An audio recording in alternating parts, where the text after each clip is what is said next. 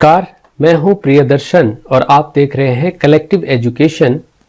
मित्रों, आपने मेरे पिछले वीडियो में देखा होगा कि हमने अनुच्छेद 16 पर विस्तृत रूप से चर्चा कर ली थी और आज मैं उपस्थित हूं आपके समक्ष अनुच्छेद 16 पर आधारित प्रतियोगी परीक्षाओं में पूछे गए प्रश्नों के साथ। इस वीडियो में हम देख लेंगे कि प्रतियोगी परीक्षाओं में अनुच्छेद 16 से किस प्रकार से प्रश्न बनते हैं, उस पर हम आज एक नज़र डालते हैं। तो यदि आप प्रतियोगी परीक्षाओं की तैयारी करते हैं तो बहुत उपयोगी ये आपके लिए होने वाला है। तो चलिए शुरू करते हैं हम एक एक करके यहाँ पर प्रश्नोत्तरी। और सबसे पहला प्रश्न है कि भारतीय संविधान का कौन सा अनुच्छेद लोक नियुक्ति के मामलों में अवसर की समानता का वर्णन करता है। और इसके अनुच्छेद आपकी स्क्रीन पर आप देख पा रहे हैं। ए है अनुच्छेद 14, अनुच्छेद 15B और अनुच्छेद 16 और अनुच्छेद 17। तो अभी आपको हम इस पे बात कर चुके हैं कि अनुच्छेद 16 में जो है वो लोक नियोजन में अवसर की समानता पे बात की गई थी। भाग 3 मौलिक अधिकार और समानता का जिक्र जो है अनुच्छेद 14 से लेकर के 18 के बीच में है। उसमें अनुच्छेद 16 भारतीय संविधान के में वह प्रावधान है जिसमें लोक नियुक्तियों के मामले में, यानी जो सरकारी नौकरियां हैं उनमें सभी लोगों को समान अवसर देने की बात करता है। तो ये अनुच्छेद जो है वो अनुच्छेद 16 में ये बात कही गई है।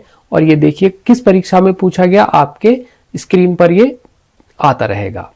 प्रश्न संख्या 2, अनुच्छेद 16(2) के तहत राज्य की नौकरियों में नियुक्तियों के समय किस आधार पर भेदभाव नहीं किया जा सकता है। अब जैसे मैंने पिछली वीडियो में आपको बताया था कि वो 6 आधार दिए गए थे। उसमें जो 6 आधार कौन कौन से दिए गए थे, एक दिया गया था धर्म, मूल वंश, जाति, लिंग, उसके अलावा दिया था जन्म स्थान और निवास स्थान। ये 6 जो है वो प्रावधान थे। तो यहां पर कह रहा है कि कौन सा आधार है जिस पर भेदभाव नहीं किया जा सकता। तो केवल धर्म और जाति, केवल लिंग और जन्म स्थान, धर्म, नस्ल, जाति, लिंग, जन्म स्थान, निवास स्थान। तो आप देख पा रहे हैं कि सी में जो है वो 6 की 6 बातें आ रही हैं। धर्म, नस्ल, जाति, लिंग, जन्म स्थान और निवास स्थान। इस पर जो है वो भेदभाव नहीं किया जाएगा, ये बात कही गई है अनुच्छेद 16(2) में। तो ये आप स्पष्ट हो गए होंगे कि अनुच्छेद 16(2) में यही कहा गया है कि इन आधारों पर किसी भी व्यक्ति के साथ लोक नियोजन के मामलों में कोई भेदभाव नहीं किया जाएगा। अब अगला प्रश्न है वह है अनुच्छेद 16(3) के अनुसार राज्य की नौकरियों में निवास स्थान के आधार पर भेदभाव का अपवाद किसके द्वारा बनाया जा सकता है। जैसे कि मैं आपको पिछले वीडियो में, अगर आपने पिछला वीडियो ध्यान से देखा होगा तो आपको स्पष्ट होगा, मैंने आपसे कहा था कि अनुच्छेद जो 16(3) है वह अनुच्छेद 16(1) और 16(2) का अपवाद है। और इसमें यह प्रावधान है कि जो संसद है वह कानून बना करके यह निवास स्थान को एक अनिवार्य शर्त बना सकती है। किसी क्षेत्र विशेष के लिए या किसी राज्य विशेष के पदों को भरते समय वो ये शर्त लगा सकता है वहां पर कि वो उस क्षेत्र का निवासी हो, उस क्षेत्र में निवासरत हो। तो ये जो ये शक्ति प्राप्त है वह है संसद को। राज्य, यहां पर देखो उत्तर जो आपको दिए गए हैं वो दिए गए हैं राज्य विधानमंडल, संसद, राष्ट्रपति और सर्वोच्च न्यायालय। प्रश्न क्या था, अनुच्छेद 16(3) के अनुसार राज्य की नौकरियों में निवास स्थान के आधार पर भेदभाव का अपवाद किसके द्वारा बनाया जा सकता है। तो इसका मात्र उत्तर है बी, संसद के द्वारा। संसद को ही ये शक्ति प्राप्त है कि वो 16(2) में निवास स्थान को भेदभाव का आधार बना सकता है। 16(2) में कहा गया है कि निवास स्थान भेदभाव का आधार नहीं होगा, लेकिन खंड 3 जो है उसमें यह माना गया है कि संसद को यह शक्ति दी है कि वह किसी विशेष वर्ग की नियुक्तियों के लिए निवास स्थान की आवश्यकता निर्धारित कर सकता है। तो ये आपको स्पष्ट हो गया होगा। अगला प्रश्न है, अनुच्छेद 16(4) के तहत राज्य को किस वर्ग के नागरिकों के लिए आरक्षण की व्यवस्था करने का अधिकार है? तो ये आपको स्पष्ट है कि जो आरक्षण का जो विषय है वो सामाजिक और शैक्षिक रूप से पिछड़े वर्गों के लिए किया गया है। तो इसमें केवल अनुसूचित जाति, केवल अनुसूचित जनजाति, और जो सी है सामाजिक और शैक्षिक रूप से पिछड़ा वर्ग, और डी है आर्थिक रूप से कमजोर वर्ग। तो यहाँ पर सी जो अनुच्छेद 16(4) में है वो सामाजिक और शैक्षिक रूप से पिछड़े वर्गों के लिए आरक्षण की व्यवस्था करता है। हालांकि 16(6) जो है अब जो सामान्य वर्ग के आर्थिक रूप से कमजोर वर्ग के लोग हैं उनको जो है आरक्षण की बात उसमें भी की गई है, लेकिन जो 16(4) जो आरक्षण की बात की गई है वो सामाजिक और शैक्षिक रूप से पिछड़े वर्गों के आरक्षण की बात ही इसमें की गई है। और कहा गया है कि यदि सामाजिक और शैक्षिक रूप से पिछड़े वर्गों का अगर उचित प्रतिनिधित्व नहीं है, प्रतिनिधित्व अगर अपर्याप्त है, तो राज्य जो है इन वर्गों के लिए आरक्षण की व्यवस्था कर सकता है, और 16(4) में यह व्यवस्था की गई है। अगला प्रश्न है, संविधान के किस अनुच्छेद के तहत पदोन्नति में आरक्षण का प्रावधान किया गया है? बहुत महत्वपूर्ण प्रश्न है। और जैसे कि मैंने आप लोगों को बताया था कि अनुच्छेद 16(4) का ए सब क्लॉज जोड़ा गया था 1995 में 77वें संविधान संशोधन अधिनियम के द्वारा जो है ये सब क्लॉज जोड़ा गया था, जिसमें एससी और एसटी वर्गों के लिए पदोन्नति में आरक्षण देने की बात की गई थी।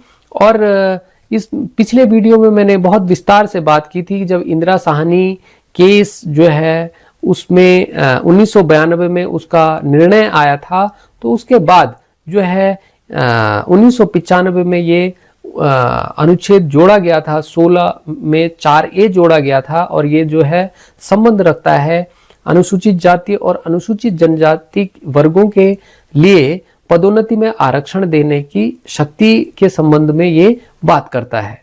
तो आपको याद रखना है ये। और देखिए किस परीक्षा में पूछा गया है ये प्रश्न, ये आप अपनी स्क्रीन पर लगातार देख रहे होंगे। तो आप देख सकते हैं अनुच्छेद 16 बड़ा महत्वपूर्ण है और कई प्रतियोगी परीक्षाओं में ये पूछा जाता है। तो आपको ये बहुत अच्छे तरीके से तैयार कर लेना है ताकि आप जो है वो कहीं भी आपको इसके लिए दिक्कत ना आए।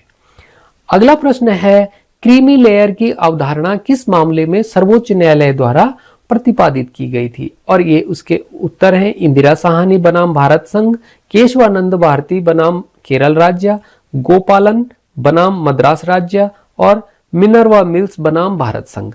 तो इसका उत्तर आप जानते हैं, ए इंदिरा साहनी बनाम भारत संघ 1992 में जो है ये उच्चतम न्यायालय ने ये निर्णय दिया था कि जो ओबीसी वर्ग है उसमें उसको आरक्षण की सीमा से बाहर रखा जाना चाहिए। जो क्रीमी लेयर यानी जो संपन्न वर्ग है वो अगर उसको आरक्षण की सीमा से बाहर रखा जाना चाहिए, और इसके पीछे मंशा यही थी कि जो जरूरतमंद लोग हैं उनको आरक्षण का लाभ मिल सके। तो ये देखिए जुडिशरी एग्जाम 2021 में पूछा गया प्रश्न है। अनुच्छेद 16(4)B किससे संबंधित है? यदि आपने पुराना वीडियो ध्यान से देखा है तो आपको ये आसान है ये प्रश्न। ये प्रश्न जो है इसका उत्तर क्या है? पदोन्नति में आरक्षण ए, बी है आरक्षित सीटों को भरने न जाने पर उन्हें अगले वर्ष ले जाने का प्रावधान, कैरी फॉरवर्ड रूल, सी है आर्थिक आरक्षण, और डी है धार्मिक स्थानों में आरक्षण। तो जो अनुच्छेद 16(4) का बी है वो आरक्षित सीटों को भरे न जाने की स्थिति में उन्हें अगले वर्ष ले जाने का प्रावधान करता है। इस प्रकार से हम देखते हैं कि इसका बी ऑप्शन सही है। अनुच्छेद 16(4)B 81वें संविधान संशोधन 2000 द्वारा जोड़ा गया, और यह राज्य को अनुमति देता है कि यदि किसी वर्ष आरक्षित सीटें नहीं भर पाती हैं तो उन्हें आगे जो है वो ले जाया जा सकता है कैरी फॉरवर्ड किया जा सकता है और जो आगे ले जाए गए पद हैं उनको 50% की सीमा से बाहर माना जाएगा। यानी उनको जैसा कि आप जानते हैं इंदिरा साहनी केस में यह निर्णय दिया गया था कि आरक्षण की सीमा जो है वो 50% से अधिक नहीं होगी। तो यहां पर जो 16(4) भी यह बताता है कि अगर हम पिछले बैकलॉग पदों को अगर हम आगे ले जाते हैं तो उनको हम 50% की सीमा में नहीं गिनेंगे, बल्कि वो 50% की सीमा के बाहर माने जाएंगे। ये अनुच्छेद 16(4) का बी जो है ये इस अनुच्छेद में ये जोड़ा गया था 81वें संविधान संशोधन द्वारा सन 2000 में। तो आपको ये याद रखना है और यूजीसी नेट में 2022 में ये पूछा गया है प्रश्न। अगला प्रश्न है आर्थिक रूप से कमजोर वर्गों यानी जो इकोनॉमिक वीकर सेक्शन है उनके लिए 10% आरक्षण किस संविधान संशोधन द्वारा अनुच्छेद 16 में जोड़ा गया? तो ये जोड़ा गया 103वां संविधान संशोधन के द्वारा, जैसा कि आप जानते हैं, और 2019 में इसको जोड़ा गया। और कहां पर रखा गया? इसको अनुच्छेद 16 के 6ठे उपखंड में रखा गया, और जो कि आर्थिक रूप से कमजोर वर्गों यानी इकोनॉमिक वीकर सेक्शन, जो सामान्य वर्ग के लोग हैं जो आर्थिक रूप से कमजोर हैं, उनके लिए सरकारी नौकरियों में 10% आरक्षण का प्रावधान करता है। तो ये आपको याद रखना है, ये भी बहुत महत्वपूर्ण प्रश्न है जो कि कई परीक्षाओं में पूछा जाता है। ये देखिए किस परीक्षा में पूछा गया है, आपके स्क्रीन पर आप इसको देख सकते हैं। अगला प्रश्न है एम नागराज बनाम भारत संघ 2006 मामले में सुप्रीम कोर्ट ने पदोन्नति में आरक्षण के लिए कौन कौन सी शर्त लगाई थी? अब देखिए उसमें मैंने आपको बताया थी कि 3 शर्तें उन्होंने लगाई थी, और वो ये थी कि एक तो राज्य को अगर पदोन्नति में आरक्षण देना है तो राज्य को पिछड़ेपन का डेटा एकत्र करना होगा। ये बिल्कुल एम नागराज केस में जो है ये निर्णय में कहा था, माननीय न्यायालय ने कहा था। साथ ही जो है ये भी कहा था कि आप ठीक है, अगर इन लोगों का उचित प्रतिनिधित्व नहीं है तो आप राज्य जो है वो दे सकता है, लेकिन इसके साथ साथ राज्य को ये सुनिश्चित करना होगा कि इससे प्रशासनिक दक्षता जो है वो कम नहीं होनी चाहिए, यानी जो एडमिनिस्ट्रेटिव एफिशिएंसी है वो बनी रहनी चाहिए। साथ ही जो है उन्होंने ये भी कहा कि SC ST वर्ग में भी जो क्रीमी लेयर है उसको पदोन्नति में आरक्षण की सीमा से बाहर रखा जाना चाहिए। ये एम नागराज केस में जो है माननीय न्यायालय का निर्णय था। और डी यानी A, B और C ये तो सही है, और जो डी है निजी क्षेत्र में आरक्षण लागू करना, ये जो है एम नागराज बनाम भारत संघ 2000 मामले में सुप्रीम कोर्ट ने ये कोई शर्त नहीं लगाई कि निजी क्षेत्र में आरक्षण लागू होगा। तो इस प्रकार से हम देखते हैं कि इसका डी ऑप्शन सही है, ये कोई शर्त नहीं थी, निजी क्षेत्र में आरक्षण लागू करने की कोई शर्त इस केस में नहीं थी। एम नागराज मामले में कोर्ट ने कहा था कि पदोन्नति में आरक्षण देते समय राज्य को पिछड़ेपन का आंकड़ा जुटाना होगा, प्रशासनिक दक्षता नहीं टूटनी चाहिए और क्रीमी लेयर को बाहर रखना होगा, लेकिन निजी क्षेत्र में आरक्षण का प्रावधान इस मामले में नहीं था। और ये देख सकते हैं आप किस परीक्षा में पूछा गया है। अगला प्रश्न है अनुच्छेद 16(5) किससे संबंधित है? बिल्कुल ये भी एक अनुच्छेद 1 और अनुच्छेद 2 का जो है एक आप एक तरह से कह सकते हैं कि इसका एक अपवाद है, जो कि धार्मिक संस्थानों से संबंधित पदों के लिए विशेष प्रावधान करता है। और इसमें कहा गया है कि किसी ऐसे विधि को प्रभावित नहीं करेगा जिसमें यह उपबंध हो कि किसी धार्मिक संस्थान के कार्यों से संबंधित पद का धारक उसी धर्म से संबंधित होगा। जैसे मैंने आपको पिछली बार, जैसे आपने देखा होगा कि किसी मंदिर का पुजारी, किसी मस्जिद का इमाम, ये जो मैंने पिछली बार आपको उदाहरण दिया था, तो ये अपने अपने धर्मों के ही होंगे और वहां पर ये नहीं माना जाएगा कि ये जो है लोक नियोजन में अवसर की जो समानता है उसका वायलेशन नहीं माना जाएगा। ये 16(5) में धार्मिक संस्थानों से संबंधित पदों के लिए विशेष प्रावधान की बात की गई है। तो 16/5 आपको याद रखना है। ये भी पूछा जाता है, देखिए टीजीटी पीजीटी एग्जाम में पूछा गया है ये प्रश्न, बहुत महत्वपूर्ण प्रश्न है, तो आपको ये याद रखना है, किसी भी परीक्षा में कभी भी पूछा जा सकता है। अगला प्रश्न देख लेते हैं, निम्नलिखित में से कौन सा कथन अनुच्छेद 16 के संदर्भ में सत्य नहीं है। अब बात कर लेते हैं कि इसमें कौन सा कथन सत्य नहीं है। अनुच्छेद 16 केवल राज्य की नौकरियों पर लागू होता है। देखिए राजनीति विज्ञान में राज्य का मतलब होता है भारत, यहां पर भारत गणराज्य से मतलब है। बी है, यह निजी क्षेत्र की नौकरियों पर लागू नहीं होता है, बिल्कुल ये भी सही है। इसमें 50% आरक्षण की सीमा को सुप्रीम कोर्ट ने अटल माना है, यह केवल भारतीय नागरिकों के लिए है। अब ये जो 4 ऑप्शन है इसमें से आप देख रहे हैं ए सही है, क्योंकि ये केवल सरकारी नौकरियों पर, राज्य की नौकरियों पर लागू होता है। बी भी सही है, क्योंकि ये निजी क्षेत्र की नौकरियों पर लागू नहीं होता है। इसमें 50% आरक्षण की सीमा को सुप्रीम कोर्ट ने अटल माना था, है नहीं, इसमें था है, क्योंकि इंदिरा साहनी के केस तक जो है वहां सुप्रीम कोर्ट ने माना था कि 50% की सीमा को नहीं लांघा जा सकता है। लेकिन जो 103वां संविधान संशोधन 2019 में हुआ था, जिसमें ईडब्ल्यूएस आरक्षण जोड़ दिया गया था, उसमें ये 50% की जो सीमा है वो टूट चुकी है। तो इस प्रकार से ये ऑप्शन इसका गलत है ना। और डी वाला ऑप्शन तो इसका सही है कि जो आरक्षण दिया जाएगा वो केवल भारतीय नागरिकों को दिया जाएगा, विदेशियों को नहीं दिया जाएगा। तो इसमें 50% आरक्षण की सीमा को कोर्ट ने अटल माना है। अब ये गलत बात हो गई है, क्योंकि 103वां जो संविधान संशोधन है उसमें ये सीमा टूट चुकी है। और जो 2022 में जनहित अभियान मामले में जो है उसको कोर्ट ने इसको वैध माना है, और अब आरक्षण की सीमा जो है 59.5 हो गई है, ये आपको याद रखना है। अब बात कर लेते हैं एक और प्रश्न की, निम्नलिखित में से कौन सा पद अनुच्छेद 16 के दायरे में नहीं आता है। और ये जो है आपके पास ऑप्शन दिए गए हैं, सरकारी स्कूल का शिक्षक, भारतीय रेलवे का कर्मचारी, भारत के राष्ट्रपति और राज्य सचिवालय का क्लर्क।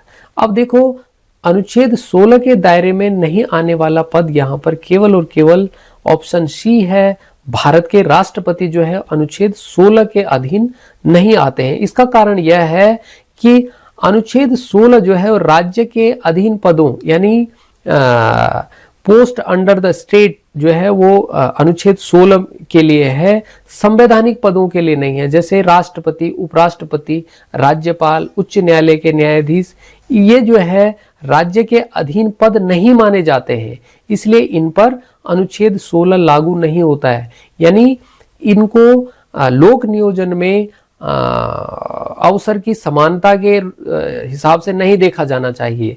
ये संवैधानिक पद हैं, ये अनुच्छेद 16 के दायरे में नहीं आते हैं। राष्ट्रपति, उपराष्ट्रपति, राज्यपाल, ये जो है इस तरह के पद जो हैं वो अनुच्छेद 16 के दायरे में नहीं आएंगे। तो ये बहुत महत्वपूर्ण प्रश्न है, ये आपको याद रखना है। अगला इसी के साथ आज की जो ये मैंने अनुच्छेद 16 पर आधारित महत्वपूर्ण एक प्रश्नोत्तरी बनाई थी, उसको आपने देख लिया होगा। बहुत महत्वपूर्ण प्रश्न है। आशा करता हूं कि आपको ये प्रश्नोत्तरी अच्छी लगी होगी। अगर आपको अच्छी लगी है तो आपको लाइक करना है चैनल को और अपने मित्रों के साथ इसको शेयर करना है। अगर आपने सब्सक्राइब नहीं किया तो इसको सब्सक्राइब भी करिए, ताकि आपको इसी प्रकार की और वीडियोस भी मिलती रहें। आपने ये वीडियो देखा, इसके लिए आपका बहुत बहुत धन्यवाद, आभार।